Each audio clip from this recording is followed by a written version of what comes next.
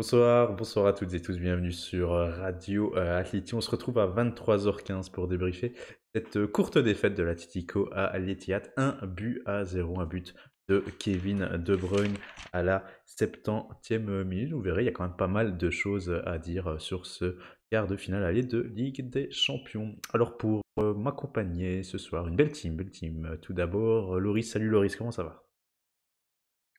Bah, ça va, hein, écoute, moi j'ai bien aimé ce que j'ai vu. Est-ce du sadomasochisme? Je ne sais pas. Mais moi j'ai vraiment beaucoup aimé ce que j'ai vu. Et on va en parler. 1-0, je pense que tout le monde aurait signé pour seulement perdre 1-0 face à City. N'importe quel Ah, club d'ailleurs, c'est pas clair qu'il y que avait un City. favori aujourd'hui, c'était Manchester City. Ils étaient quasiment obligés de gagner. Ils l'ont fait. L'Atlético a résisté le plus possible. Mais voilà, je pense que c'est bien de faire un débrief d'une prestation comme ça aussi défensive. Attention, on prévient déjà un peu tout le monde. C'est la première fois que l'Atlético joue ainsi cette saison, hein. Forcément, on va tout remettre en contexte. Mais ouais, il faut pas croire que l'Atleti joue tous les week-ends comme on a vu ce soir. Bon, Mathieu, comment ça va, Mathieu? Écoute, ça va, moi aussi je suis loin d'être, fataliste, évidemment, c'était pas forcément le plus beau match qu'on ait vu, mais il reste des choses à dire, des choses à analyser et puis, moi ce que je retiens, c'est que tout reste ouvert pour le match retour donc on va prendre ça tranquillement et puis on va revenir sur ce qu'on a vu, au calme. Tous hâte d'y être, hein, ce prochain rendez-vous, ça sera mercredi prochain, pour rappel. Jayan, comment ça va, Jayan? On voit que tu as changé ton nom là sur Bah, Discord. c'est ça, la propagande était depuis ce matin. Non, bah en vrai, ça va relativement. Voilà, on a perdu 1-0. Bien sûr qu'on aurait espéré mieux, mais maintenant, voilà, comme on l'a dit, si on pouvait signer avant le match pour un 1-0, voilà, on l'aurait signé parce que voilà, un City, ils auraient pu très bien nous mettre aussi 2-3-0 et là, ça aurait été très compliqué. Bien sûr qu'un 0 on y croit au match retour. Voilà. Je vous rappelle qu'on a quand même une des meilleures ambiances d'Europe. Vraiment, le match retour dans 8 jours va être une dinguerie. Et enfin, François, comment ça va, François? Bah écoute, déjà bonsoir David. Voilà, je trouve que pas assez de gens te disent bonsoir David. Bonsoir, merci. Mais, écoute, moi je suis un peu fatigué, j'ai un peu envie de dormir là, notamment à cause du match qu'on a vu, de la prestation de l'Atlético et de City. Un match intéressant quand même, il y a des choses à dire, tactiquement et tu le sais, c'est ma tasse de thé. Très bien, on va se régaler, je pense, ce soir. Il y a en effet beaucoup d'éléments à remettre en évidence, à décortiquer vraiment durant ces deux périodes, ces débriefs des deux périodes avec le top, le flop, etc. Alors, il y a déjà quelques commentaires, on va essayer de rebondir dessus durant l'émission dès que ça fait écho à certains moments de ce débrief. Bon, d'abord les compos, comme d'habitude. On commence par les compos. Celle de City, on la cite, hein, Ederson dans les buts, évidemment. Cancelo, Laporte, Stowe, Nathan, Ake, milieu de terrain, Rodri, Kevin De Bruyne, évidemment, Gundogan. Et enfin, pour commencer, trio d'attaque, ressemblait plus à Mahrez sur les côtés, Sterling côté gauche, et enfin Bernardo Silva. Côté Atlético, elle était forcément attendue, vu la blessure et le forfait de Jiménez. Bon, un poste pour le remplacer. Black dans les buts, Renildo, Felipe justement qui remplaçait Jiménez, Savic. Sur les pistons, Lodi, Versachko, un autre jet, Kondogbia, Koke, Llorente. Et enfin, le duo d'attaque, Félix. Bon, Loris, cette compo, forcément, on s'en doutait, hein, évidemment, à partir du moment où Jiménez faisait forfait, il n'y avait que Felipe pour le remplacer. Oui, défensivement, c'était attendu. Peut-être que il y avait un léger doute entre Verchalco et Llorente à droite pour laisser une place au milieu pour les marques de Paul. Mais sinon, c'est du attendu. Coquet qui était là, mais alors qu'il n'était pas là à la veste, sûrement en repos. Et tout le reste est attendu. On espérait voir Correa ou Cunha, mais c'est Griezmann qui a été préféré. Ok, on nous demande si Correa est suspendu. Non, hein, personne n'a été suspendu côté Atletico. Ce soir, et évidemment, on dit que l'Atlético est ennuyeux ce soir. Oui, ce soir, ils ont ennuyeux. Mais voilà, c'est vraiment cette saison où ils étaient face à un très grand club, hein, ce soir. Il y a rien à dire. Et City les a forcés à jouer de cette manière. Mais je répète, et je pense que je vais me répéter dans l'émission, l'Atlético ne joue pas comme ça en temps normal, hein. C'est City qui les oblige à jouer de cette manière-là. Bref, je pense qu'il va y avoir débat ce soir par rapport à cette prestation. La première mi-temps, bon messieurs, on va pas se cacher, c'est une des mi-temps où j'ai noté le moins d'informations, le moins de faits sur un match. Qu'est-ce qu'on peut mettre en évidence en cette première mi-temps? Bon, après 5 minutes, l'Atlético essaie de jouer deux fois dans le couloir, hein, il lance Llorente dans la profondeur, mais voilà, ça ne paye pas. Par contre, Mathieu, dans cette première mi-temps, rien à dire, un City a posé le pied sur le ballon, le match s'est déroulé dans le camp de l'Atlético. Bah, clairement, j'ai noté 70% de possession de balle approximativement après 45 minutes. Effectivement, Manchester qui a été fidèle à sa réputation, pour ne pas forcément rester dans du très basique et dans tout ce qu'on a pu voir en termes de non-analyse. Moi, j'aimerais quand même signaler que on voit un Pep Guardiola qui est fidèle à ce qu'il veut, surtout en Ligue des Champions, où il a absolument horreur des mauvais contrôles, des mauvaises gestions, justement des temps forts. Et à chaque approximation technique, à chaque fois, City s'employait à bien garder le ballon, bien poser la balle. Donc effectivement, on avait une première mi-temps qui était euh, pas forcément des plus intéressantes et pas forcément des plus actives. Certes parce que l'Atlético défendait, mais aussi parce que City jouait son jeu hyper stéréotypé en face. Et en fait, ça donnait ce qu'on appelle ce que j'aime appeler avec humour le graphique en U, c'est-à-dire des Mhm. passes qui passent par les défenseurs et par les milieux, mais sans forcément beaucoup attaquer l'axe. Et l'Atlético Circulation de qui... balles, une circulation de balles de handball finalement. Voilà, c'est ça. Et l'Atlético, bah, ça les arrangeait bien, parce qu'on savait très bien que les 45 premières minutes, ça allait se dérouler comme ça. Donc, pas beaucoup de surprises et deux coachs qui jouent au jeu qu'ils connaissent, tout simplement. Alors, on a envie de mettre en avant parce que voilà, on va débriefer surtout l'Atlético. Loris, c'est cette solidité quand même, parce qu'on a reproché durant cette saison à l'Atlético de ne pas être solide, d'être assez facilement pris dans le dos, d'être pigeonné sur des phases assez simples. Aujourd'hui, à la meilleure attaque du monde, on peut dire, hein, face à une des meilleures attaques du monde, l'Atlético dans cette première mi-temps a été quasiment parfait défensivement. Oui, il y a eu, on a remarqué une ajustation très, au fur et à mesure de la rencontre, notamment au tout début, le seul qui posait réellement problème, c'était Cancelo qui rentrait toujours à l'intérieur. Il joue à l'intérieur Et droit Simeone, je crois que c'est quasiment. à partir de la 20e, Simeone replace Félix en attaquant, enfin attaquant milieu gauche. Et après, Cancelo a plus du tout été dangereux et tout le reste du match, Cancelo a plus rien montré. Donc, moi j'ai bien aimé cette adaptation tactique de Simeone qui, au fur et à mesure, et Félix a fait un très bon match défensif. Ah, on nous dit aussi, hein, évidemment, sans Jiménez, la défense a quand même été au niveau ce soir. Il y a des commentaires un petit peu débiles quand même. Bon, on va pas les lire, c'est ça qui fait rire. Faut un petit peu remettre un petit peu Bon, dans ce on contexte. salue les nouveaux, on les reconnaît. Euh, Néanmoins, une des erreurs, on va dire, flagrantes de cette première mi-temps concernant la défense de l'Atlético, François, c'est cette remise dans l'axe de Renido, là, de la tête, là, qui nous fait le Mozambicain, qui a été bon, hein, par contre, en homme contre homme jusque-là. Oui, bah, c'est là qu'on voit les limites, de la capacité de Reinildo à jouer dans des matchs de très, très haut niveau comme celui-là, qui est quand même, quasiment une affiche, de finale. Parce que dans ces moments-là, on comprend que lui, physiquement, il a pas de souci, il arrive à jouer les duels et cetera. Mais, dès qu'il s'agit de jouer le ballon dans des situations sous pression, c'est un peu plus compliqué. Sur les dégagements, il s'en sortait pas trop mal, mais là, oui, pris de court comme ça, il nous remet un ballon dans l'axe. Un ballon dans l'axe, c'est-à-dire, un ballon sur un joueur de Manchester City. Il se trouve que c'était De Bruyne. Il se trouve qu'on a de la chance et qu'il trouve pas le cadre, mais effectivement, ouais, ça a sonné, l'heure de surdomination de City avec, le début de l'ouverture d'une brèche dans notre défense qui après, bah, là, on a vu, s'est refermée puis réouverte, en seconde mi-temps. Alors offensivement, et puis on va conclure là-dessus sur cette première mi-temps, hein, qui était quand même très, on va dire, monotone. Une sortie de balle, tiens, de l'Atlético parfaite à la 38e minute. Incroyable, quelle sortie de balle là, Mathieu. En un temps, une touche, ils se sont retrouvés de l'autre côté du terrain, on s'y attendait pas. Ouais, bah, la sortie de balle menée par Griezmann. Oui, oui, c'est Tu ça, parles de c'est ça, celle-ci? c'est ça. Ouais, tout à fait. Bah, c'est vrai que là, pour tout dire, moi j'ai revu ce Bayern Atlético 2016 où Griezmann file seul vers le but et qui parvient à la mettre. Forcément, j'y ai cru parce que finalement, il y avait une chance sur deux que le scénario de ce match s'achève de cette manière, c'est-à-dire une occasion, une remontée de balle. J'y ai vraiment cru. Maintenant, Griezmann, c'est sûr qu'il a plus les mêmes jambes qu'en 2016. Il s'était vite fait rattraper. Et alors, la grosse erreur sur cette seule grosse occasion sur laquelle on aurait effectivement pu croire euh, à cette ouverture du score de l'Atleti, c'est que dans sa course, il va aller essayer de donner le ballon du pied droit, qui est son mauvais pied en fin de course. On voit d'ailleurs qu'il tombe et qu'il rate complètement sa passe.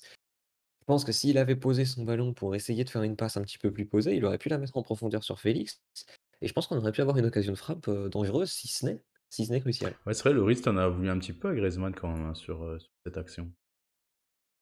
Ah suffit, le Griezmann de 2016 aurait juste fait une pause de 3 secondes. Et là, tu as Félix qui était libre. On était en 3v3. Et c'est pas que j'en veux à City, mais quand tu as Stones, Ake et Laporte, je pense qu'un Félix Félix, Griezmann et Lodi peuvent tous les 1v1 assez facilement. Donc là, j'en vois à Griezmann ne pas avoir réfléchi. Il fait sa passe sur le côté droit très mal à Lodi parce qu'il est obligé de faire cette passe. Il l'a fait vraiment au dernier recours. Et après, il y a la deuxième action dont tu vas parler avec Llorente. Ouais, Llorente, donc ça c'est 3 minutes plus tard, 51e minute, bon, Llorente qui est lancé dans la profondeur et qui forcément ne redresse pas assez bien le ballon. Bon, c'était en fait les deux seules possibilités de l'Atlético durant cette deuxième mi-temps, deux Il y en contre. avait une autre aussi. Laquelle? Il y avait. C'est à 23e, j'ai noté, c'est Lodi qui récupère un ballon et justement, on en a parlé de celle-là.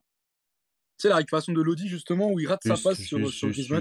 Ça c'est en première mi-temps. Ça c'est en première mi-temps forcément où il est quand même assez imprécis forcément où il doit redresser sur Griezmann mais il est assez imprécis après une récupération. C'était une erreur de Cancelo forcément.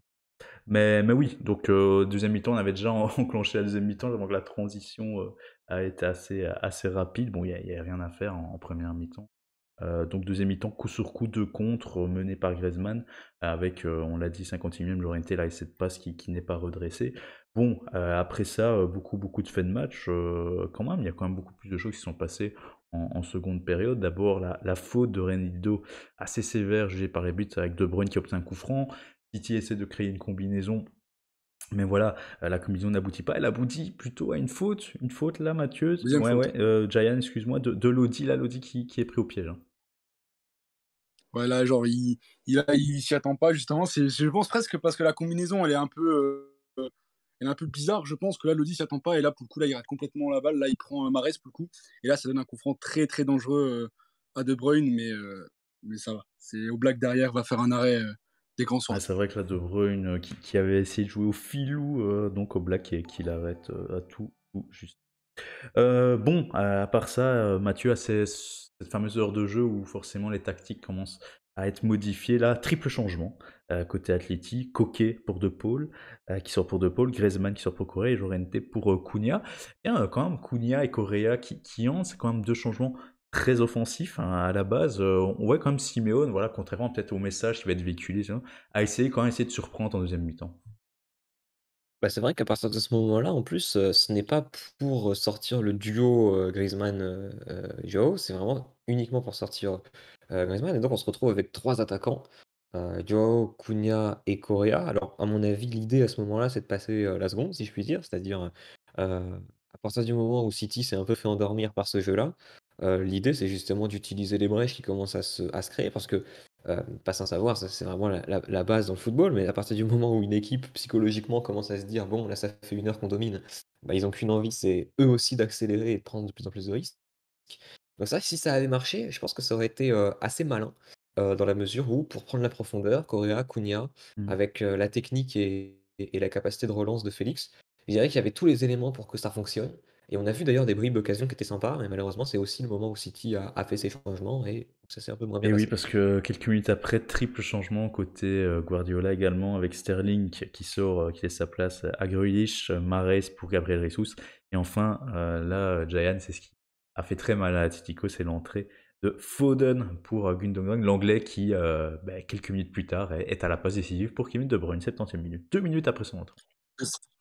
C'est ça, 2 minutes après, là, vraiment, là, il fait un petit dribble. Alors, Renildo, pour moi, est fautif parce que déjà, je sais pas, enfin, il doit pour moi suivre derrière De Bruyne qui va être lancé justement par Foden parce que Foden, il a déjà des 2 joueurs sur lui, alors je sais plus qui c'était. Mais derrière, il va entre guillemets faire, je sais pas trop ce qu'il fait.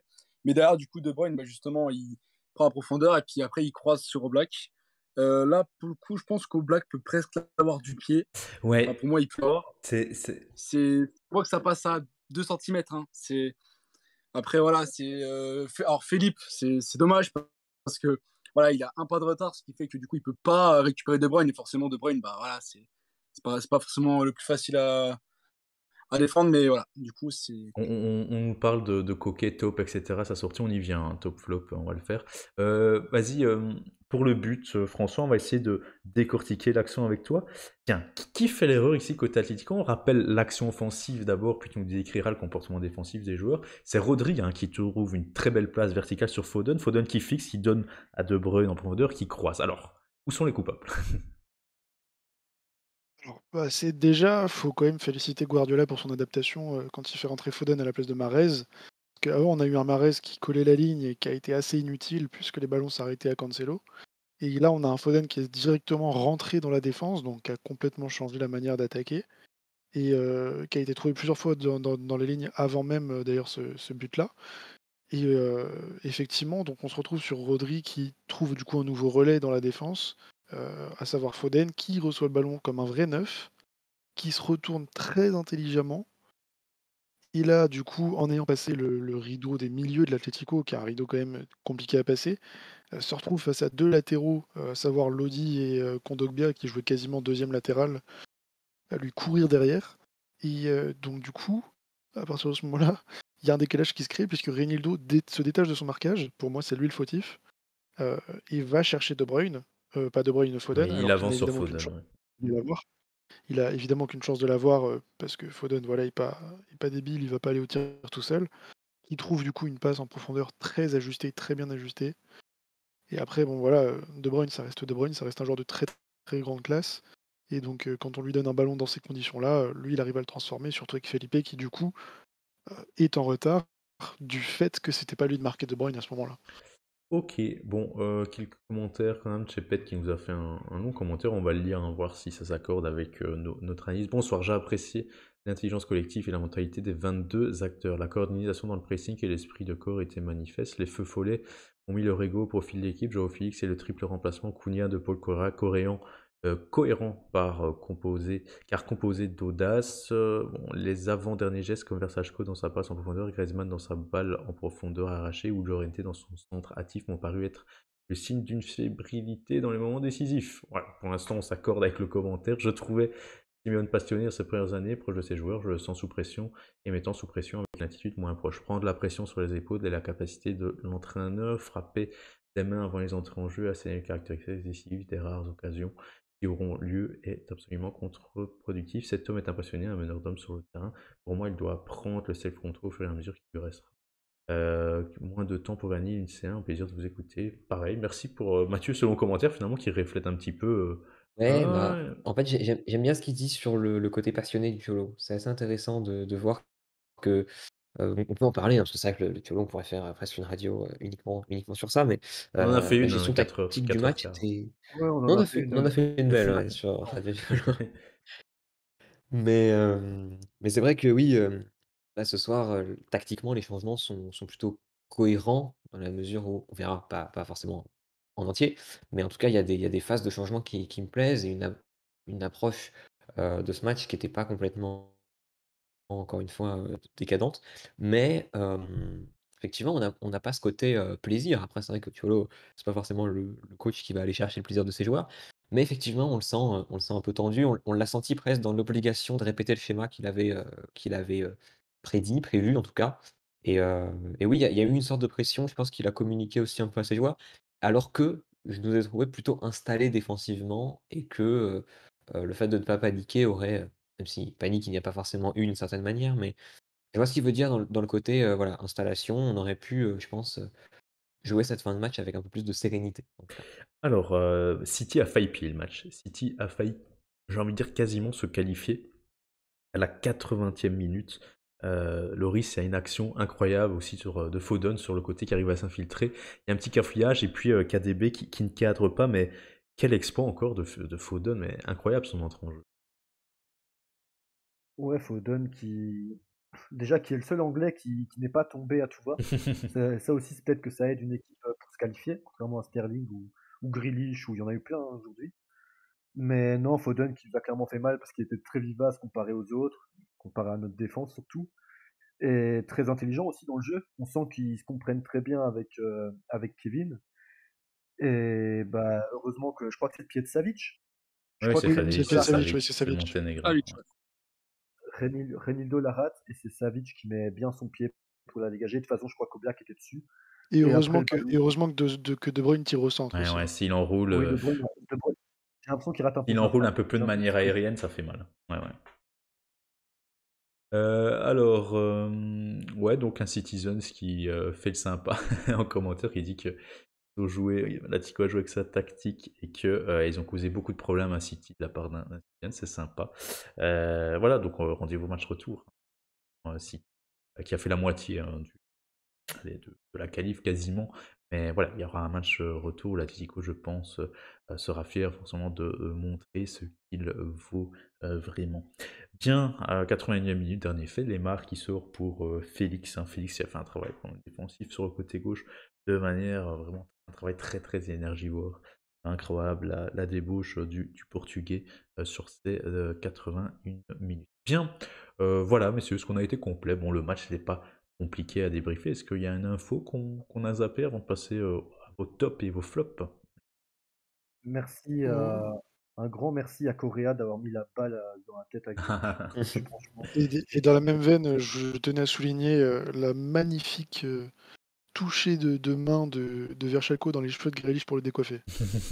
oui, il y a eu aussi Savic qui l'a fait. Bref, Grealish est vraiment tout ce que l'Atlético ne représente pas comme valeur et j'en suis fier qu'on l'a bien fait. Voilà, donc ça c'est forcément pour le côté provocateur du Salut club. d'ailleurs, Ouais, qui nous écoute, hein, j'aime bien faire ça. ouais, Donc, on salue Grealish, mais voilà. Rappelons qu'ils ont quand même débloqué Non, non, on le salue pas, on le salue pas, on le 116 salue pas. millions pour l'avoir, Grealish. Pour une belle coiffure. Pour une belle coiffure. Et des protèges tibia assez bas. Des chaussettes assez basses. Ah, des chaussettes assez basses. Bien, allez, on va souligner vos tops et vos flops, messieurs, de la soirée. Voilà, ça peut être côté Atlético, tout comme globalement tout le match. N'oubliez pas, c'est un peu l'exercice qu'on vous demande. Jayan, on t'écoute. Le flop, parce que voilà, c'est une défaite et par convention, ben, on débute en fonction du résultat. Quand c'est une victoire, on fait le top. Quand c'est une défaite, et le flop, ben vas-y, le flop. Ton flop. Ok, bah alors on va commencer par le flop parce que j'ai mon top, mais c'est pas grave. Du coup, bah, mon flop, c'est Antoine Griezmann parce qu'on l'a pas vu, pas vraiment. 16 ballons touchés quand même en 60 minutes, c'est trop peu. Et en fait, là où je mets en flop, c'est parce que, admettons qu'offensivement, on puisse pas faire grand-chose. Bon, ça, j'ai mon push tout qui bug. Ça, admettons que justement, on ne puisse pas trop attaquer. Là où j'ai vu Joao Félix faire un tas d'efforts défensifs, essayer de faire plein de trucs, là, Griezmann, là, on l'a pas vu du tout. Et ça contraste un peu avec le match, la deuxième mi-temps du match à Old Trafford, pour le coup, que là, vraiment, transparent, les occasions de contre qui ratent, voilà, il y a un moment, une belle sortie de balle, mais derrière, il fait n'importe quoi. Bon, après, enfin, je sais pas trop ce qu'il fait. Il y a un moment aussi, il rate, pareil, il rate des passes relativement évidentes qui peuvent emmener un contre. Donc voilà, pas du grand Griezmann aujourd'hui du tout. Voilà, on espère quand même autre chose au match retour quand même. C'est vrai que il a un rôle clé, Griezmann, parce qu'en transition, c'est lui qui doit être quasiment parfait avec Joao Félix. Ici, il a quand même eu l'occasion de faire deux transitions. On y revient à sa 48e minute. Allez, donc c'est un corner mal joué par les Citizens où Griezmann récupère à la demi-lune. Bon, après, il doit remonter tout le terrain. Là, on peut encore trouver lui excuse du fait qu'il est à bout de souffle, qu'il sait pas trop quoi faire, etc. Mais c'est vrai que voilà, à 50e, il a pas cette opportunité, mais est-ce qu'il devait jouer Félix ou pas? Voilà, ça c'est un choix difficile, vraiment, il a une grosse seconde pour le faire, mais allez, si on veut exiger vraiment une rencontre parfaite pour plan parfait, ces gestes-là doivent aller au bout et aboutir à une grosse occasion. Mais bon, voilà, ça n'a pas été le cas. Ok, Griezmann pour le premier flop de la soirée, ou à mon avis, tu l'as piqué à quelques indices. Vas-y, Loris, on t'écoute le flop, sauf si t'as pas encore choisi. Si, mais j'avais deux flops, le premier étant Griezmann, mais du coup, je me rabatte sur le deuxième, parce que moi, j'étais pur cholismo durant cette rencontre, et je m'en fous des stats, 0 tir cadré en un match. Moi, je pense que les changements ont été faits trop tôt, tout simplement. Moi, mon flop, c'est les changements qui arrivent trop tôt. Ok, on a une profondeur de banc, mais le seul qui devait sortir pour moi, c'était Griezmann. Coquet, je comprends pas pourquoi il sort si tôt, parce que Coquet, je trouve, il fait un match incroyable dans la conservation de balle au milieu. Et si tu le sors, c'est pour Lemar, qui sait aussi conserver un ballon. Tu le sors pas pour De Paul qui, je pense, va être pris par un de mes acolytes. Mais les changements qui, pour moi, ont été faits beaucoup trop tôt, en fait. Donc, après ces changements-là, on savait plus bien garder le ballon, parce que, évidemment, Coquet était sorti. Surtout que c'était la période où Atletico a le plus eu la balle avant la rentrée des trois. Et, Et, et et c'est voilà, vrai que moi, c'est c'est à partir de ces on a commencé changements-là bien à rentrer dans le aussi match. où je pense que pour continuer sur ton analyse, qu'il y a eu de plus en plus d'espace entre les lignes, d'où le but en fait. J'ai l'impression que Koke, Kondogbia et Llorente étaient super disciplinés. Enfin non, ils étaient super disciplinés à la paire de balles dans ce fameux 5-5-0 avec Griezmann et Félix chacun sur un côté. Et puis les trois là dans l'entrejeu qui coupaient énormément de lignes de passe. Et c'est vrai que voilà, on a en fait dénaturé, si vous voulez, le milieu de base, puisque Koke et Llorente qu'il constituait avec Kondogbia ont été sortis par De Paul et puis des joueurs plus offensifs comme Correa et Cunha. Donc c'est vrai que ce milieu était un petit peu dénaturé, là où Loris, comme tu le dis, il fonctionnait bien jusqu'alors. Et puis voilà, il y a ce but qui arrive tout de suite, quasiment après ce changement. Et bref, voilà, donc c'est vrai pour toi les changements qui forcément arrivent trop tôt. Bien, vas-y Mathieu, ton flop, pendant que forcément je banne à chaque fois qu'il y a un commentaire anti-Atlético. Enfin, ça nous fait une view en plus, hein, on va pas se plaindre, mais voilà, je banne, je fais mon boulot. Oui, bah, d'ailleurs merci à ceux qui sont venus pour les stats, hein, même pour dire n'importe quoi, ça fait plaisir donc bref, voilà. Non, bah, mon flop, c'est vrai qu'il ressemble à celui de Loïc. Je vais quand même le citer parce qu'il est pas tout à fait identique, vous savez que je l'aime beaucoup, mais pour moi l'entrée de Correa, elle est pas bonne ce soir, c'est mon flop. C'est ciblé dans la mesure où j'aurais pu dire exactement la même chose que Loïs. En Je fait, suis Clemzo, il y a des Clemzo il commentaires le qui me dit à l'instant. Correa et Mathieu en parle, c'est parfait, vous êtes synchronisés. voilà, donc bon, vous voyez que j'essaye quand même d'être objectif parce que c'est vrai que ce joueur, il y a quand même quelque chose, mais non, bref, en dehors de ça, c'est vrai que là où je suis assez d'accord, j'ai lu les commentaires pendant l'explication de Loïs, et en fait, c'est vrai que pour développer, je suis assez content que les commentaires aillent dans ce sens-là. C'est vrai qu'en fait, on avait vraiment l'impression que Cholo voulait gagner ce match avec ses changements. Or, c'était un petit peu l'idée, ce que je voulais dire tout à l'heure, c'était peut-être un petit peu flou, mais on aurait pu conserver le nul, je pense, sans trop de problèmes, si on conservait notre ossature de base qui marchait bien. Et au moment où il fait les changements offensifs, l'idée, c'est vraiment de passer la seconde pour aller marquer et pour aller faire le braquage et gagner. C'est ça qui nous a fait perdre. Et c'est ça qui est un peu dommage parce que comme vous l'avez dit tout à l'heure, ça a ouvert des brèches et je cible Correa en particulier parce que c'est vrai que Cunha aurait pu se procurer quelques occasions. En tout cas, on l'a vu quand même, comme à son habitude, très en jambes devant. Correa, c'est vrai que voilà, bon, il y a ce coup de sang qui fait plaisir à certains, mais en dehors de ça, c'est vrai que il y a une certaine forme de transparence. Il a pas trouvé sa place. Et je trouve que voilà, certaines pertes de balles, c'est aussi des recherches de Correa qui fonctionnent pas parce que pas bon timing. Bref, c'est vrai qu'il y avait beaucoup de pertes de balles à ce moment-là. Et voilà, il a pas pesé sur le jeu, tout simplement. Il n'est pas le seul, mais pour moi, c'est vraiment le symbole du changement un peu raté par Cholo, ou en tout cas du timing du changement. C'est pour ça que ça rejoint aussi beaucoup ce que dit Loïs. Mais voilà, pour moi, celui qui est le moins rentré dans son match, c'est Correa, malheureusement. En Ouais, tout cas, ces changements, je pense qu'ils sont vraiment au cœur de ce tournant et de dans match, le plutôt. chat, on nous le cite, hein, par exemple, son comportement actuellement, avec cette suspension Liga suite à l'insulte au derby face au Rayo Vallecano. Mais voilà, c'est vrai que Correa, il passe ses moins bonnes semaines depuis le début de saison, hein, lui qui avait été le meilleur jusqu'à quelques semaines, hein, ça n'oubliez pas hein, que c'était le meilleur joueur considéré par nous tous pour cette saison. Bon, c'est vrai, il a été mis petit à petit sur le banc avec l'avènement de Joe Félix, l'avènement total de Joe Félix. Il prend beaucoup de place en attaque et qu'il la prend à juste titre. Et voilà, c'est Griezmann. Je dirais pas, David, Mhm. je suis pas, moi j'aimerais revenir sur le cas Correa. Je pense que c'est pas du tout par rapport à Non, je veux Félix. dire, Joe Félix prend une C'est place plus de titulaire incontestable. Il en reste plus qu'une deuxième qui est, allez, on va dire, qui est vraiment entre lui et Griezmann. Et maintenant, Cunha qui revient, donc Correa, ben, on le voit de moins en moins. C'est ça que je voulais dire, quoi, parce que Félix prend oui, tout, tout, voilà, mais tout. pour moi, toujours aujourd'hui, encore et maintenant, tu me demandes Correa Griezmann, pour moi c'est Mhm. Correa qui doit Oui, être titulaire à côté, hein. oui. Moi je pense Correa, bah, moi déjà j'adore tout le monde le sait, mais j'adore ce genre de comportement parce que ça montre qu'il en veut la balle dans Grealish, l'insulte, ça montre qu'il est concerné. Moi j'en voudrais jamais un joueur comme ça, même c'est débile. Parce que ça montre au moins qu'il est concerné par l'équipe. Et on parle du gars qui nous a donné la Liga, qui était le meilleur joueur en mai, et qui en août s'est retrouvé benché sans aucune raison par un gars que la moitié du public insultait à juste titre. Même pas la moitié, le trois quarts du public. Donc mentalement, dans le Coréa, faut un peu le comprendre à un moment, je pense. Ouais, je pense qu'il est un petit peu frustré voilà, de la situation. Ben, c'est normal, hein, c'est normal, on nous le dit, hein, on nous l'a dit dans le chat, on comprend, voilà, il a jamais fait de scandale, etc. Et là maintenant, il est un petit peu frustré, mais voilà, c'est compréhensible. En effet. On nous dit, supporter de City, que le match retour sera très compliqué. Oui, parce qu'il avance l'argument, hein, en effet, qu'il joue Liverpool dimanche soir, donc le plus tard possible en Première Ligue, c'est le dimanche soir à 17h30 heure ici. Donc c'est vrai que 3 jours après, 72 heures après, ils joueront à l'Atlético. Voilà, ça c'est un aussi des arguments, on en parlera en fin d'émission, en faveur de l'Atlético. C'est une récupération un petit peu plus forcément longue par rapport au match de ce championnat.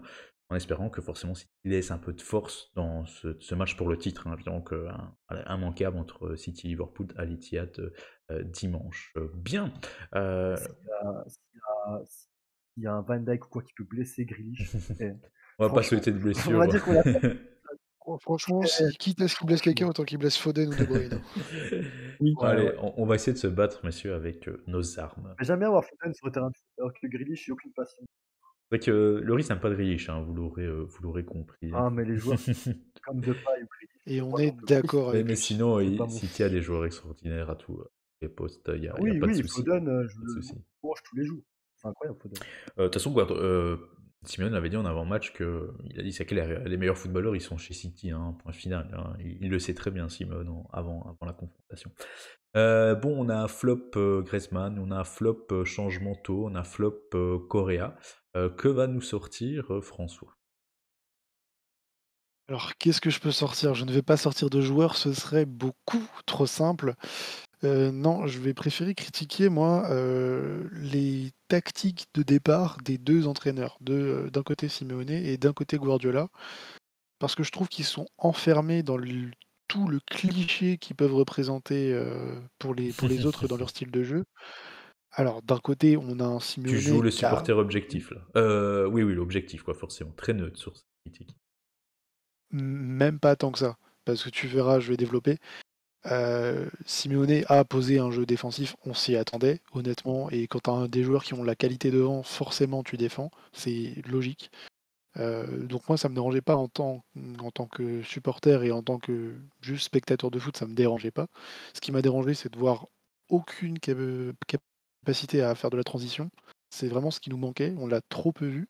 Et d'un autre côté, il y avait Guardiola qui s'est dit on aura le ballon, on va tout faire pour le garder. Et du coup, en faisant ça, il a complètement anesthésié le style de jeu de son équipe aussi, qui du coup a complètement perdu en créativité jusqu'à peu près l'entrée de Foden et l'entrée de nos joueurs. Donc moi, j'ai vraiment envie de reprocher aux 2 entraîneurs de s'être enfermés dans des caricatures d'eux-mêmes et de ne pas avoir cherché à créer ne serait-ce qu'une petite surprise micro-tactique qui ferait qu'on aurait pu s'accrocher à quelque chose dans le match des 2 côtés pour aller marquer en première mi-temps. Donc voilà, moi c'est pour ça que je dis que j'ai trouvé ce match un peu soporifique et qu'on a 2 entraîneurs qui n'ont pas proposé quelque chose. Ils ont joué sur ce qu'ils savent faire, mais ça n'a pas non plus été une explosion de création tactique. Et moi, c'est ça que je reproche surtout sur un match de quart de finale des Ligues des Champions. Très bien, voilà Oui, on peut, moi, j'aurais juste rajouté, sur ce qu'a dit François.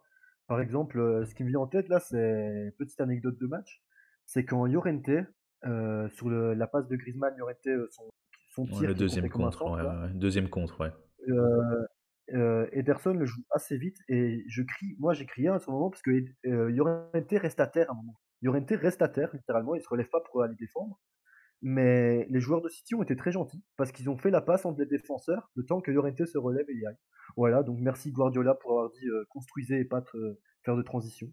Voilà, c'est Donc ça. Moi, j'ai trouvé que c'était les 2 équipes manquaient d'un côté tueur.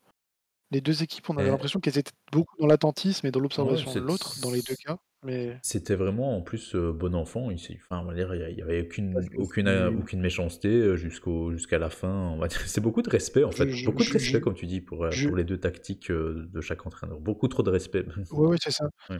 C'est ça, voilà, on sent que ces 2 entraîneurs qui se respectent, d'un côté et de l'autre, à raison, puisque ce sont 2 très grands entraîneurs d'un point de vue tactique, 2 grands tacticiens, il faut quand même le reconnaître. Et mais par contre, ouais, voilà, c'est tant que Grealish était pas prêt, il n'y a pas eu de sang sur le terrain, quoi. On n'a pas senti de joueur qui était allé prêt à aller jusqu'au bout pour faire ce qu'il fallait. Ça ressemblait faut fort à un match rappeler aller que quand même. Les matchs allés de Ligue Oui, des ça Champions, ressemble, souvent ils sont un petit peu comme ça, un peu trop. ouais, enfin, j'ai quand même vu des matchs aller Ligue des Champions avec un peu plus de tension Ouais. que ça, avec le même score à l'arrivée. Le pour mauvais ceux côté qui des ont matchs vu allés. le Vas-y, Loris. pour ceux qui ont vu le documentaire Simeone sur Amazon, faut rappeler ce que Guardiola dit au sujet de Simeone.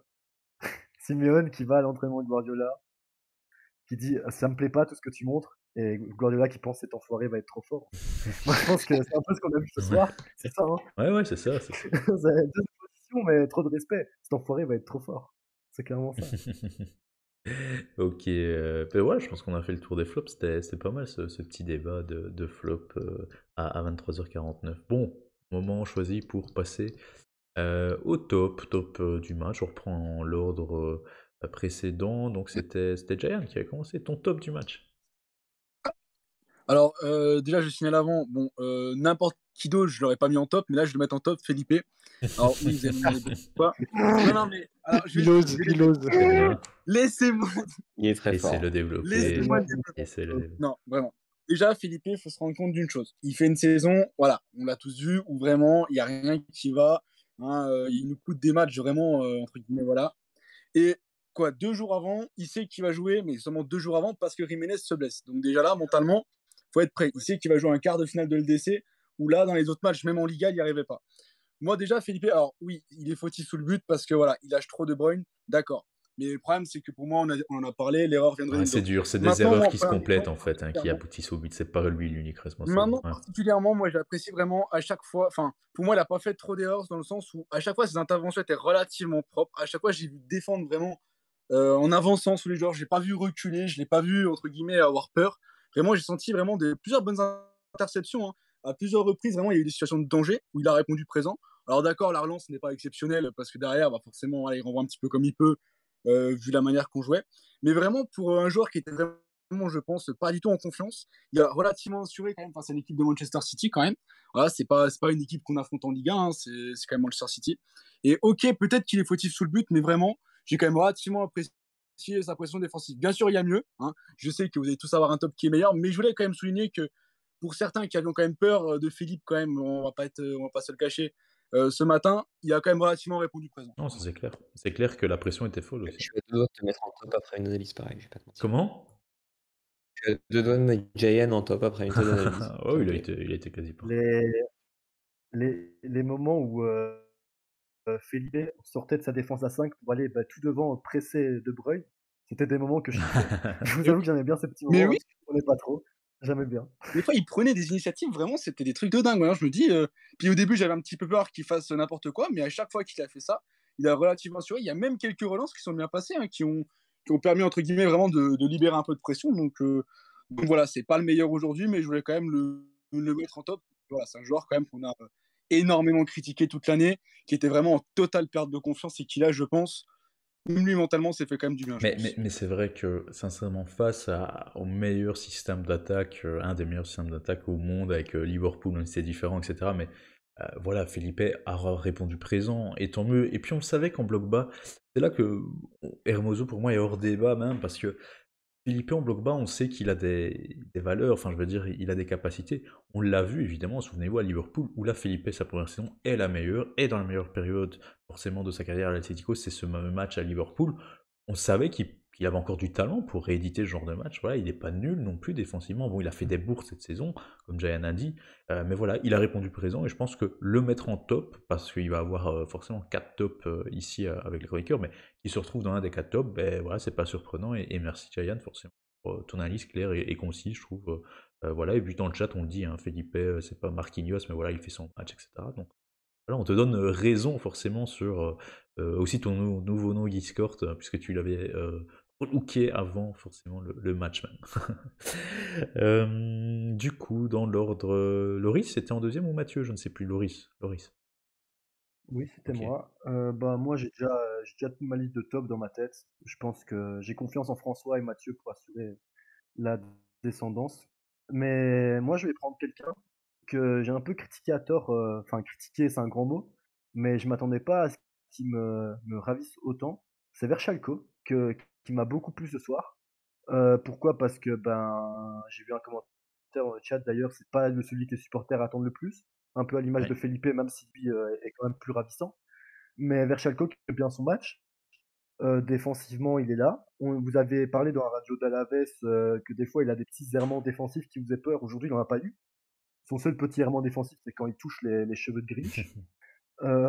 Mais non, Verschalco qui a beaucoup apporté défensivement. Offensivement, c'est clair qu'on l'a moins vu, mais vu qu'il y avait Llorente, c'était pas vraiment sa tâche à lui. Et voilà, je pense que Verschalco qui me comble de bonheur. Et moi qui voulais voir Llorente latéral droit pour le match, Bah, finalement, je suis content d'avoir vu Verchalco et j'ai hâte de le voir en retour parce que je pense que, bah, c'est lui qui doit être titulaire piston droit. Ah, Je le retire tout ce que j'ai justement, dit on sur peut Llorente. ouvrir ce débat, Loris, du match retour par rapport à Versailles. Je pense, Non, vu mais qu'il faut remonter. vous allez mettre Non, non, quoi? non, non, non, pas du Vous, tout. vous Ah êtes ben non, moi pas du tout. Je veux dire, je me mets à alors, la place de Simeone et même moi aussi, mon impression, les autres le diront, c'est que vu qu'il faut remonter un score, je pense que Versailles, voilà, il a moins d'aptitude offensive que j'aurais été, j'aurais à piston droit et il mettra plus, je sais pas moi, un Lemar dans l'entrejeu. Donc je pense pas que Versailles, on le reverra au match retour. En tout cas, je sais pas ce qu'en pensent les autres, allez-y, ou même toi, Loris. mais non, justement, Verchalco, il permet à Llorente d'être plus offensif. Oui, oui, oui, ok, je suis d'accord, mais en mettant Llorente encore à droite piston et puis un joueur comme Lemar dans l'entrejeu, mais c'est encore plus offensif que Llorente vers Sachko, tu vois ce que je veux dire? Ouais, je sais pas, surtout que Verchalco est bon au centre.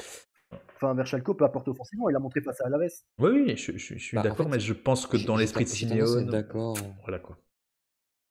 J'ai tendance à être d'accord sur l'argument de David dans la mesure où effectivement, Llorente, il a ce comportement peut-être plus explosif sur le côté qui peut aller faire une différence uniquement au physique, alors que évidemment, ça, parfois l'action ne prévalue pas que c'est lui qui va avoir l'avantage.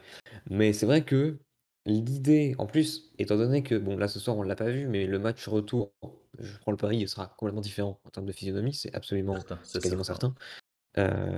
Joao Félix, en ce moment, se révèle beaucoup dans son positionnement dans la surface de réparation. Il est très bon de la tête. Je trouve que ce serait dommage de se priver de la qualité de centre d'un Versalico, ne serait-ce que sur une occasion où Félix peut potentiellement choper un centre de la droite. Je pense qu'il faut les meilleurs centreurs. Et si je Voilà, peux, il moi, faut je les te- meilleurs centreurs.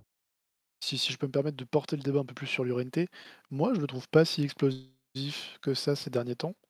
Et est-ce que la solution ce serait pas d'avoir Verchalco piston et Lemar dans l'entrejeu et Llorente sur le banc? Sachant que les Lemar a joué à Je droite, en pense plus un que peu contre Alaves, c'est je pense jouable. que c'est pas une question d'explosivité. Moi, je pense que c'est toujours aussi explosif, mais il réussit moins ce qu'il tente, dans le sens où le Llorente de la saison qui ne fera plus jamais, le Llorente incroyable, ben, il tentait beaucoup de dribbles déjà. Souvent, il passait même pas parce que le dribble était beau, il passait parce qu'il avait la dalle, faut C'est le vrai, dire. c'est vrai. Et j'ai l'impression que maintenant, il a un peu moins cette dalle. Je sais pas comment, cette grinta. Voilà, grinta, c'est le terme Bah, il incroyable. s'est marié Bah, quoi. qu'il a un peu- Mais il va, Alors là, tu as eu un débat, bref, le problème c'est que on en Llorente, parlera. souvenez-vous, était de pair avec Trippier. D'accord, ils s'entendaient très bien. Là, comme ça, il y a des liaisons dans le football qui fonctionnent bien. Bah, c'était le cas de Trippier Llorente. Trippier, son poste de piston droit, et Llorente, un filtreur droit. Mais voilà, on a perdu cette liaison, cette relation. Donc voilà, Llorente est forcément moins à l'aise que l'année passée. Et ça se ressent évidemment hein, dans ses stats, ça se voit également. Mais voilà, moi, je pense que Llorente, après quand même 3-4 minutes, il arrive à passer Nathan Ake en puissance. Il s'y faute, Llorente. La première action du match, ça, j'ai trouvé ça étonnant hein, qu'il s'y faute là à un moment donné. Parce À partir de là, j'ai compris qu'on n'aurait pas un arbitrage de grande ouais, ouais, qualité. c'est vrai que voilà, j'étais assez surpris qu'il s'y foute parce que ça aurait donné soit un corner, soit un coup franc intéressant pour l'Atleti, mais voilà, ce n'est pas le cas. Bon, c'est pas très grave, c'est une phase comme ça en début de match. Mais voilà, début de match comme celui de Liverpool au Wanda, ça peut forcément faciliter la tâche s'ils arrivent à mettre un but très rapidement. Bon, du coup, top validé, on passe à Mathieu.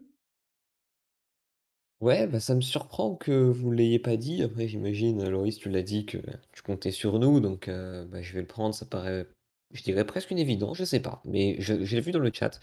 Moi, je vais parler de Coquet. Oui, Je vais parler de Oui, Coquet. évidemment. On a tourné autour depuis tout à l'heure en parlant des sorties et des changements, justement, parlons de Diego Simeone.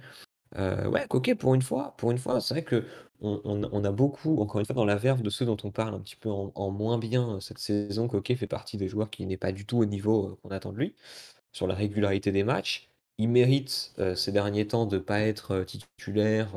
Il s'est fait prendre sa place de numéro 6 par Kondogbia, encore une fois, de manière totalement légitime. Et ce soir, il était techniquement et même en termes de justesse l'un des plus en jambes. Il était l'un des plus en jambes. Au-delà de ses statistiques, parce que les statistiques dans des matchs pareils, c'est pas forcément le plus intéressant. Mais j'ai aimé ses sorties de balle, le fait qu'il soit justement enfin serein. Il a ce brassard de capitaine pour apporter cette sérénité, je trouve qu'il l'a apporté au milieu. Et puis, dans sa complémentarité avec les autres, il faisait bloc. Moi, j'ai en tête notamment un geste où il avait le ballon, il arrive à passer la balle derrière son pied d'appui pour se sortir d'un petit pressing. C'est ce genre d'action qui paraît anodine, mais qui montre encore une fois la confiance pardon, du joueur.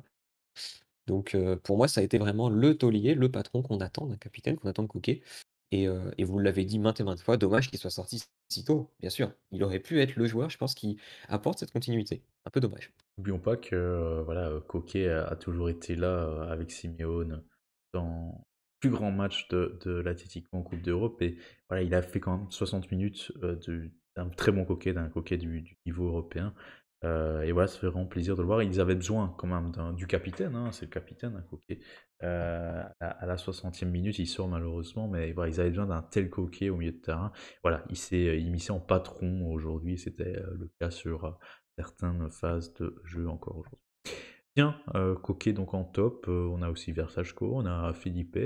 Quel est le top de François, tiens? Bah, Mohamed pareil Louis pour, qu'est-ce qu'il y a? Qu'est-ce que tu dis? dit que tu vas encore prendre un top bizarre alors qu'il y a un homme qu'on n'a pas mentionné. Bah, justement, en fait, c'est ça que j'allais dire, c'est que je pense que tu as fait exprès de laisser Mathieu et moi, c'est-à-dire 2 personnes pour les 2 derniers tops, puisque je pense que tu penses à Oblak. Non, je pense à Kondogbia. Ah, Kondogbia? Non, non, Kondogbia, fin de match, catastrophique, il s'est fait passer maintes et maintes fois, tant au Ça milieu m'étonne que pas par tant, ça. Foden. Non, Mais non, voilà, mais non, moi je vais souligner Oblak parce que, on est quand même sur un parti de Sado, d'un Oblak qu'on n'avait pas connu beaucoup à ce niveau-là cette saison. Il a quand même sorti des arrêts, il a été bon dans les airs, alors que ces derniers temps, on l'avait connu assez fébrile dans ce domaine-là, avec des ballons mal captés, des relances mal faites. C'est pas le meilleur joueur au pied, évidemment, mais moi j'ai quand même vu deux trois actions où il avait réussi à relancer dans les pieds d'un attaquant, de Griezmann en l'occurrence. Donc je trouve qu'on est quand même sur un bon match d'Oblak, et il faut le souligner parce que sans ça, je pense qu'on aurait pris un but un peu plus vite. Donc je pense qu'il faut quand même souligner ça, malgré le fait que Giant pense qu'il pouvait arrêter le but de De Bruyne. Au Black, on nous cite Renildo dans les tops. Je trouve que sur certaines interventions, Renildo quand même était au niveau européen. Vraiment, et quand il est en 1 contre 1, quasiment, il est quasiment impassable. Mais bon, voilà, peut-être que son dégagement dans l'axe après quelques minutes pour De Bruyne, alors le dégagement était relativement facile. Et peut-être que le fait voilà, qu'il remonte un petit peu trop sur le but, qu'il se fait prendre une passe en petit pont, hein. Voilà, peut-être que ça atténue sa performance. Mais c'est vrai que monsieur Renildo, on voit quand même une grosse différence avec Hermoso. N'oublions pas quand même que c'était Hermoso avant à sa place. Oui. Les Bah, stats en attestent, juste hein. juste avant cette charnière centrale, dont Renildo fait désormais partie, c'était une frappe un Ouais, but, ouais, hein, ouais. cet hiver. Il faut s'en rappeler de ça. Donc, ouais, on reproche forcément à Oblak, c'est François, hein, ses dégagements en touche et son peut-être jeu imprécis parfois son jeu imprécis sur quelques relances. Qu'est-ce que tu peux dire à ça? Ils sont plusieurs hein, dans le chat à l'avoir. Alors, visiblement, Fran- François François c'est mute, mais moi je a, viens défendre a en disant disparu que quelques secondes. Ouais, bah, je pense qu'on va se Oui, compléter. Vas-y, vas-y. Loïs. moi je viens défendre en disant bah, déjà que City appliquait un pressing, enfin un marquage individuel sur pressing, sur dégagement, pardon, et qu'à partir de là, bah, Oblak a pas de solution, on l'a bien vu. Et Oblak, on sait que c'est pas le plus grand gardien sur ballon. Là, vous voulez comparer, ok, mais Oblak, ce qu'on lui demande, c'est de faire des arrêts sur la ligne. Simeone n'a jamais demandé à Oblak de le relancer correctement dans les pieds. C'est pas pour ça qu'on a pris Oblak. Tous ceux qui regardent Atletico savent ça. Donc, je trouve ça un peu débile de partir sur ce sujet-là. Mais après, c'est vrai que ce soir, au Black, c'est un sujet clivant, et moi, je peux le concevoir dans la mesure où je comprends les arguments du top, ou plutôt les arguments de il a fait un bon match, parce que il a quand même été présent sur le coup franc de De Bruyne, qui est quand même un tournant du match. Effectivement, on peut considérer qu'il part pas forcément du très bon côté au début, qu'il aurait pu la capter, mais à mon avis, De Bruyne, je pense qu'on se rend pas compte à quel point il est bien frappé, il est fort, et c'est difficile à capter. Moi, je souligne quand même sur cette action justement le fait qu'il a le réflexe de la sortir du pied, alors que il faisait pas ce petit geste-là, il y aurait potentiellement eu une deuxième salve qui serait arrivée dans la foulée. Après, évidemment, je comprends aussi les arguments moins bons qui disent que, bah, voilà, certes, il a été serein, mais il n'est pas parfait, il dégage pas, encore une fois, cet état de perfection qu'on pouvait avoir. En revanche, là où je rejoins plutôt Loïs, c'est que voilà, les matchs parfaits, records, faut quand même pas oublier, j'aime pas forcément citer trop les stats, mais 2016 contre le Bayern et 2020 contre Liverpool, c'est les deux matchs où il égale deux fois son propre record personnel et le record absolu de la Ligue des Champions, c'est-à-dire 12 arrêts en un seul match. si on considère que ça, c'est la norme, oui, effectivement, ce soir, on est déçus. Si on considère que ça, c'est exceptionnel, et ça l'est, bah, c'est un bon match de la part de Black. Très bien, messieurs. Voilà, pour résumer les tops, donc Oblak, Felipe, finalement, demande de la défense. Versajko aussi, un côté Loris. Et Mathieu, tu nous avais dit, j'ai un petit peu oublié, désolé. Et Ok. Coquet, Bon, top, capitaine, tout à fait évident. Voilà, c'est clair que c'est pas un bon match offensif de l'Atlético qui permettrait de ressortir quelques joueurs de ce secteur-là, mais évidemment, c'est pas facile non plus de faire une analyse comme ça de top et de flop dans un match à sens Moi, unique. j'ai une petite stat incroyable. Celui qui a le plus d'interceptions dans le match côté Atlético, c'est Félix avec 4. Ah ouais. Voilà. Je suis pas super étonné par cette stat. Je suis pas super Alors, étonné. pour info, tiens, c'est intéressant que tu dis ça, parce que pour info, j'ai hésité jusqu'au dernier moment pour le mettre lui, à la place de Coquet, parce que j'ai Moi aussi, voulu. mais on a rien vu offensivement et je me dis que si C'est j'aurais mis ça, Félix c'est ce là, qui m'a fait ne pas le mettre, mais je voulais féliciter le travail d'un joueur, parce que ce match-là, à mon avis, pour moi, le top, c'était un travailleur. Et j'ai mis Coquet parce que, voilà, petite affection du capitaine qui n'était pas top depuis longtemps. Mais Félix, ouais, il était top 2 pour moi, assez de toute facilement. façon, Félix sera top face à Mallorca. De toute façon, Connaît à chaud. allez, je te suis dans le pari. Le débat Ouais. Atleti du soir que je vais improviser, hein, évidemment, parce qu'il y a pas de débat de base. Bon, bah, un petit peu, peut-être. D'abord faire ça, ouais, j'ai une petite idée là qui vient de me passer par la tête. On va, dans quelques instants, se projeter un petit peu sur le match retour.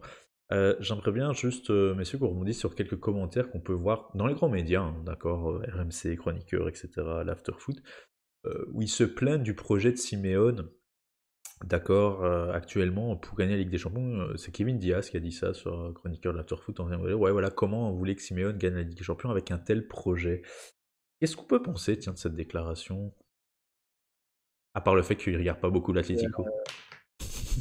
Oui, parce que, enfin, quel est le projet de l'Atlético depuis 10 ans à part faire de l'argent? Enfin, est-ce que Gilmarin est venu nous voir en disant on a gagné la Champions League?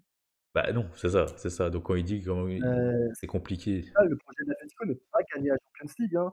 Faut pas rêver. Le problème à l'Atlético, et c'est ça que les gens ont encore du mal à comprendre, c'est que la direction ne va pas dans la même direction, pour le coup, que Simeone. La direction est une direction financière du club, Simeone est une direction tactique et sportive du club, et ils ne veulent pas aller dans la même direction. Simeone est très ambitieux, fait des choses exceptionnelles avec des moyens largement inférieurs. David, je crois que tu as une stat là-dessus par rapport à City. Super, ouais, je vais la dire, super. Mais c'est Voilà. bien que tu mettes en évidence ça, je vais la dire après la stat. Ouais. Donc voilà, faut quand même se rappeler qu'on est quand même sur un club qui joue à un niveau qui est totalement aux antipodes de sa direction. Il n'y a pas d'autres grands clubs qui jouent avec une direction aussi peu ambitieuse. Donc faut quand même le souligner d'abord pour commencer. Et ensuite, le projet de jeu de Simeone, c'est un projet de jeu comme un autre. On l'apprécie, on ne l'apprécie pas parce que le beau jeu, parce que faire des passes, et voilà, c'est mieux. C'est un jeu qui peut être très agréable à regarder, pour peu qu'il y ait un peu de production offensive, ce qui a manqué ce soir. Mais il faut quand même admettre que les matchs face au Bayern, les matchs face au Barça, tous ces matchs-là qu'on a vus en Ligue des Champions qui étaient exceptionnels, c'était des très beaux Ouais. matchs. Et voilà, ça reste des matchs légendaires, hein, encore actuellement. Donc il faut essayer Dont beaucoup de ont faire loué la sortir ces tactique, hein. chroniqueurs-là Dont de... beaucoup ont loué la tactique, hein, ce soir-là. Bah, Ouais, évidemment, puisque les tactiques étaient ouais. exceptionnelles. Et on peut reprendre aussi les propos de Guardiola, qui refuse d'entrer dans un débat aussi Voilà, c'est ça. stupide que de dire que Simeone est un mauvais entraîneur. Donc il faut que ces gens-là sortent de la culture de l'instant, et c'est compliqué pour de la presse parce que ce qu'ils veulent c'est vendre, faire du tirage, faire de l'audition, de l'audimat, pardon. Donc pour eux c'est un peu compliqué de sortir de la tendance générale, du consensus, mais c'est une vision qui est très très erronée du foot, et moi je suis triste de voir qu'il y ait autant d'acteurs de la presse foot qui relaissent ce genre de propos qui ne sont pas du tout exacts. Pas du tout exacts. Alors, c'est vrai que en toute humilité, j'écris, quelques articles par jour, donc c'est vrai que je peux peut-être apporter un petit truc par rapport à ça, justement, par rapport à la visibilité et tout. Je pense qu'il y a une espèce de course à l'humour aussi. Il faut être bien conscient de ça. C'est-à-dire que, à mon avis, l'humour entraîne le premier degré, au bout d'un moment chez certains. Ce que je veux dire par là, c'est que cette image de l'Atlético qui défend et qui pose le bus, hein, on en a vu, hein, je pense qu'à cette heure-ci, ils sont plus avec nous, mais au début du live, on en avait, qui sont venus nous faire des stats, hein, d'ailleurs. C'était tout à l'heure, Ouais. merci à eux d'être venus dans le chat pour nous dire qu'on était mauvais. Mais c'est vrai que ce truc-là d'aller nous provoquer en disant voilà, l'Atlético est un club qui défend, c'est même pas que c'est un consensus, c'est que c'est une vérité générale sur laquelle on se base pour ensuite faire des analyses. Voilà. Alors que Parce que alors que les 2 dernières saisons, on est 2 fois, mais dans les meilleures attaques de Liga. Je crois que cette saison, on Ouais, est tout à deuxième. fait. Mais La parce que saison ça dernière, on devient, était mais parce que 1. ça devient une habitude. Au même titre que City va garder cette image d'équipe qui attaque, quoi qu'il arrive, même s'il change de coach, même si quoi que ce soit.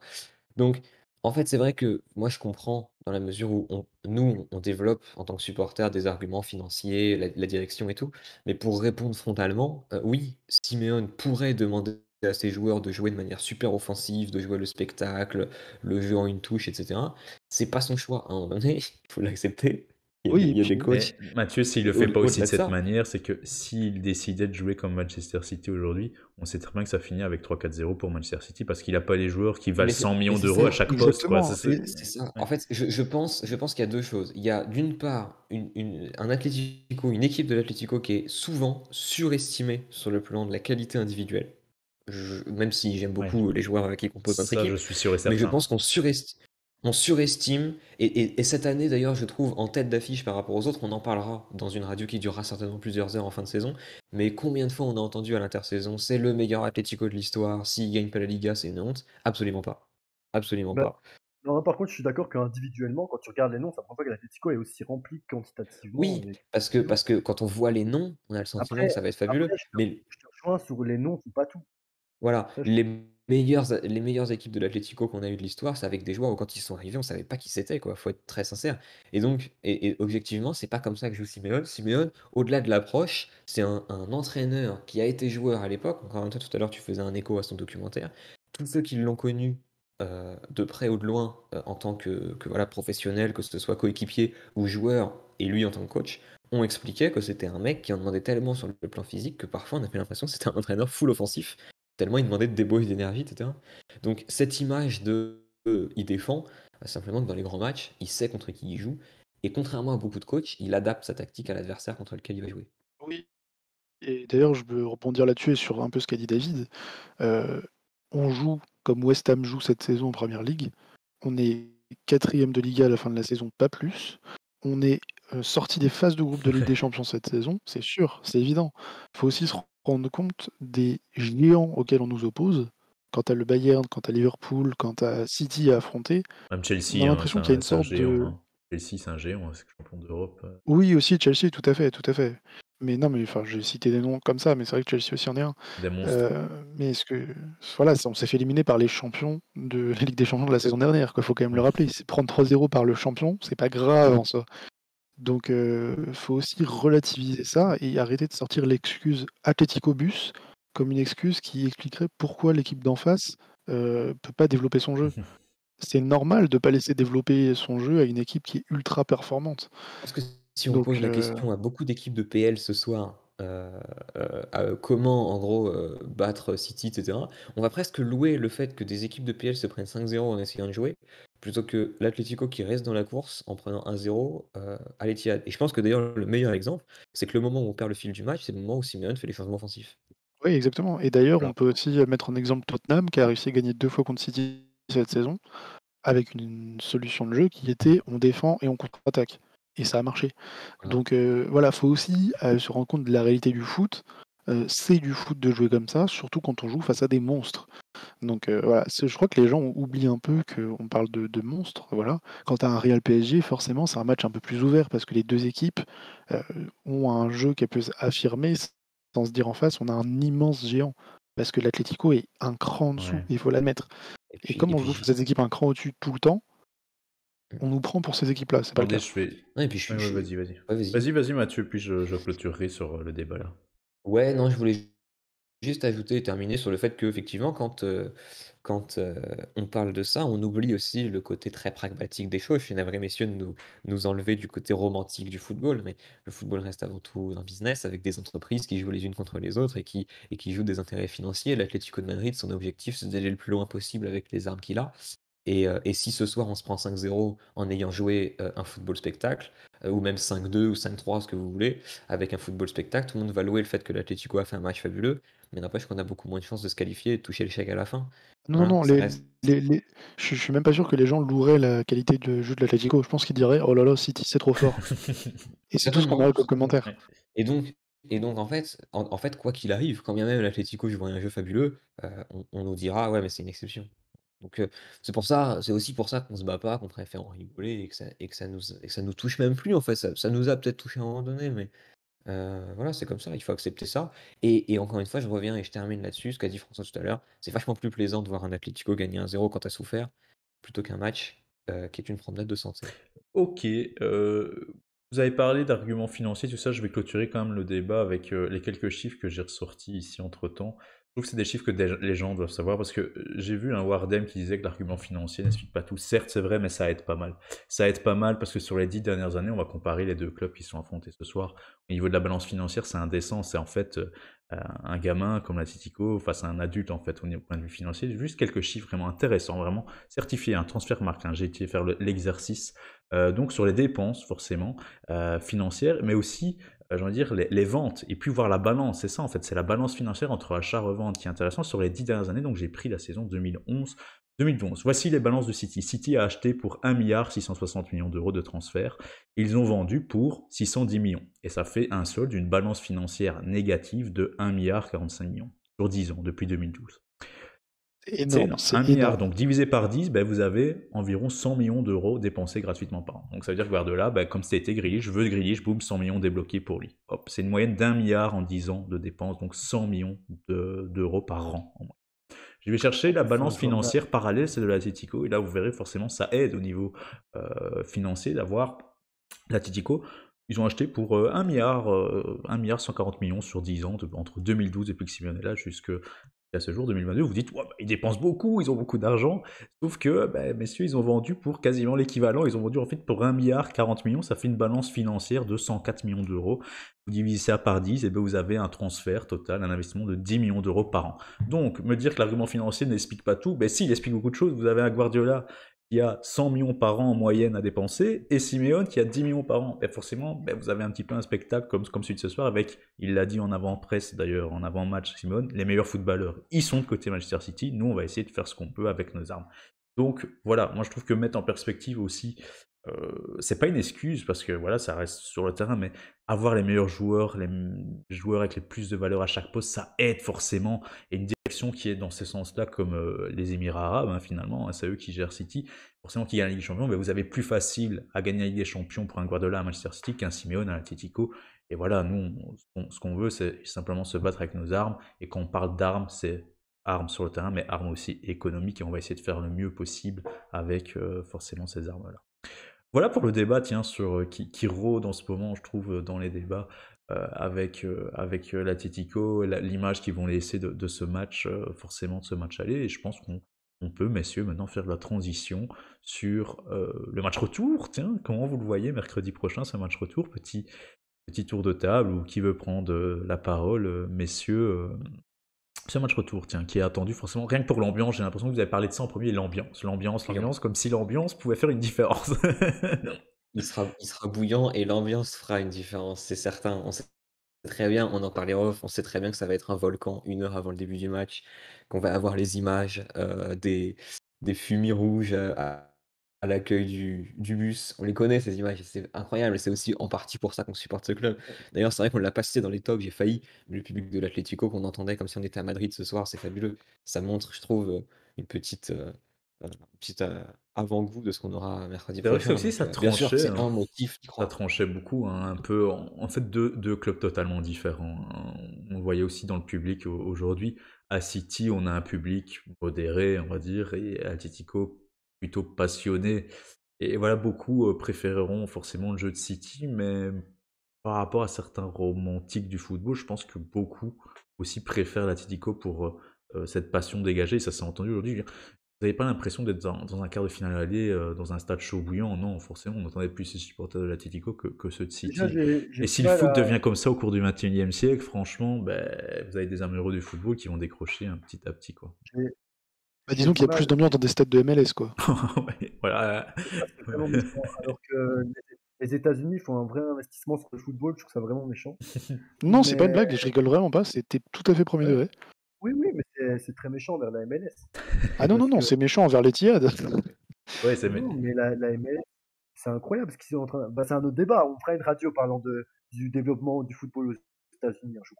Mais c'est incroyable ce qu'ils sont en train de faire. Je Absolument. refuse Non, tu veux dire, que en tu fait, le attaques risque, il y a comme plus une culture foot aux USA qu'aux Émirats et à l'Etihad, c'est ça que tu veux dire. Aux oui, gens ça qui oui, ça gèrent oui, ça. l'Etihad, plutôt. Mais, bah, ouais, là, je fais caricature, mais tout le Moyen-Orient, ils utilisent le football seulement pour le business, ça c'est pas Oui, nouveau. mais bon, ça, Pas voilà, que c'est un les autre débat. Ça. la Coupe du Monde, ça c'est totalement un autre débat. La F1, ça c'est totalement un autre débat. Donc, on parlait de Mais l'ambiance, Laurie, justement. L'ambiance au match ah retour. merci parce que j'ai cherché justement ce Tu que je voulais perdais. dire. Non, mais déjà, c'est bizarre parce que c'est un quart de LDC. Moi déjà l'ambiance au retour va être folle parce que la dernière fois l'Atlético a connu un quart de LDC, ça date. Mais déjà il n'y a pas de tifo. C'est bizarre de pas avoir de tifo. Moi j'ai déjà hâte de voir notre tifo, tu vois. Aujourd'hui, il y avait une C'est des banderole. trucs à Ils la. appelaient ça un tifo, mais c'était une Oui. banderole, quoi. Ouais, il y avait un tifo, bon, Ah je l'ai pas vu. c'est à l'aide de leur Un connaissance. tifouille. C'est un tifouille. Ah, ok, je l'ai pas vu.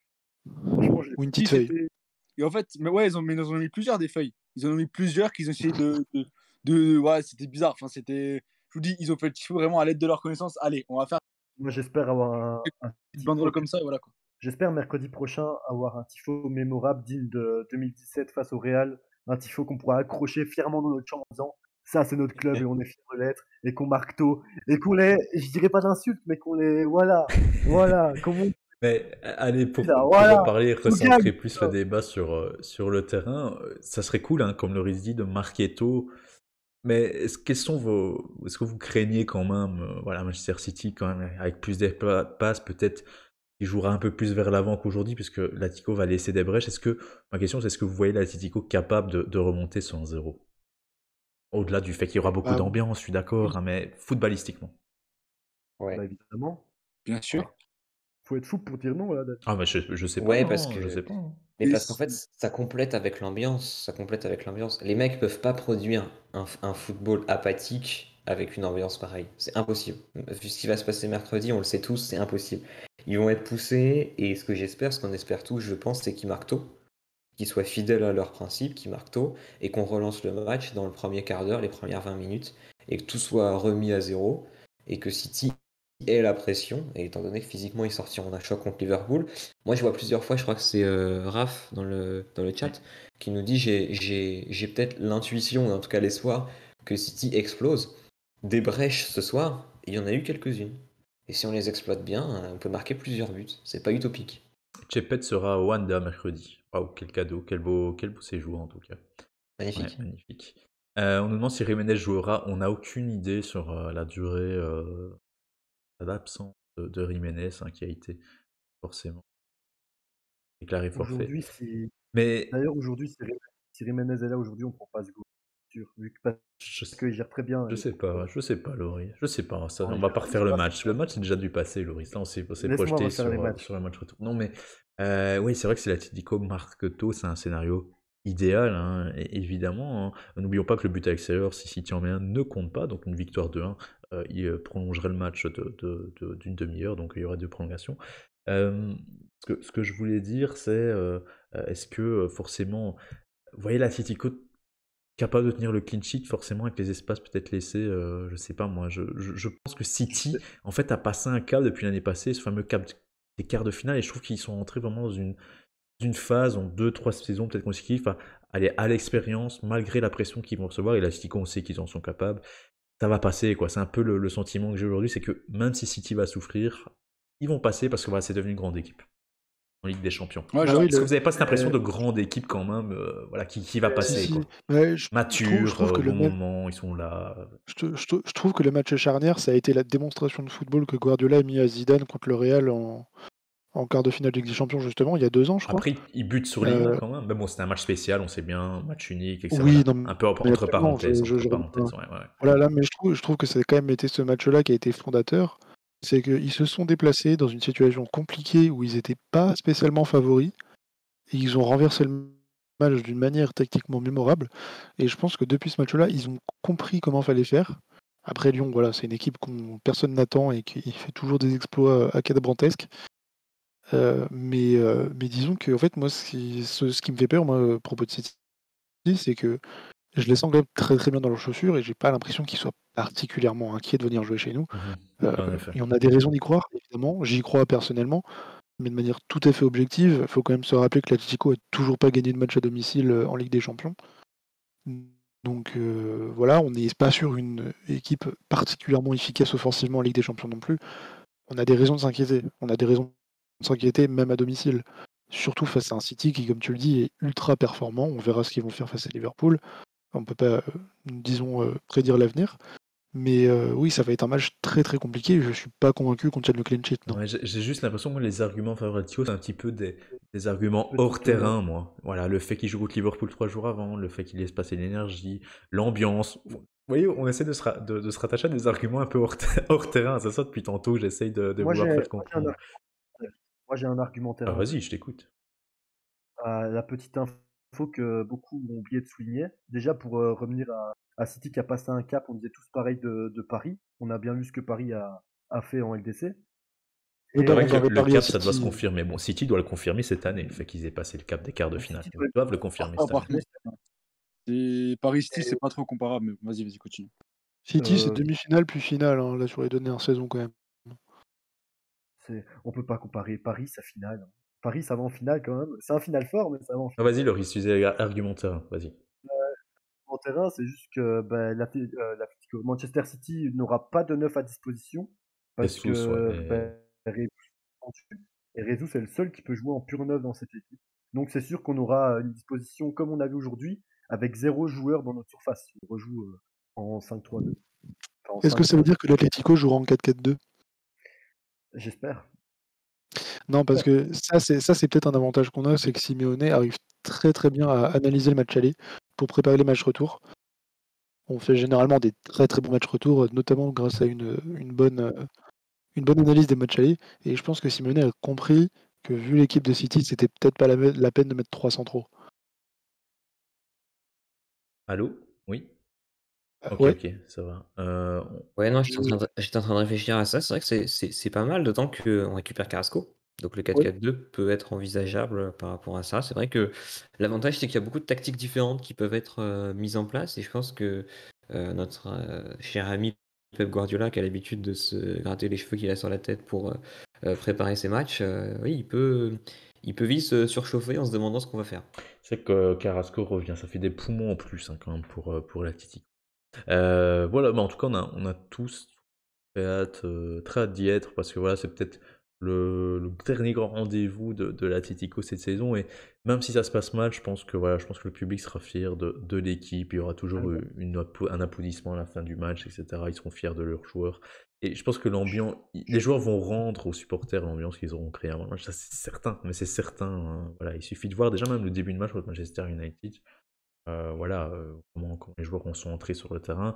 Même si City a beaucoup plus de maîtrise que l'autre club de Manchester, certain que l'Atlético va essayer de faire mieux, beaucoup, beaucoup mieux offensivement que cette première mi-temps ce soir. Bien, est-ce que vous avez d'autres éléments, messieurs, sur ce match retour avant de Moi, clôturer avec les moi, rendez-vous? je, moi, je- moi, je veux juste dire que tu as dit que je sais plus que tu dit que c'était le dernier match peut-être important de la saison. Oui, Moi, je suis un homme très attaché à l'Atlético. Et quand il arrive le 8 mai, il y a le derby contre le Real. Et c'est que c'est juste. lui, quoi qu'il arrive,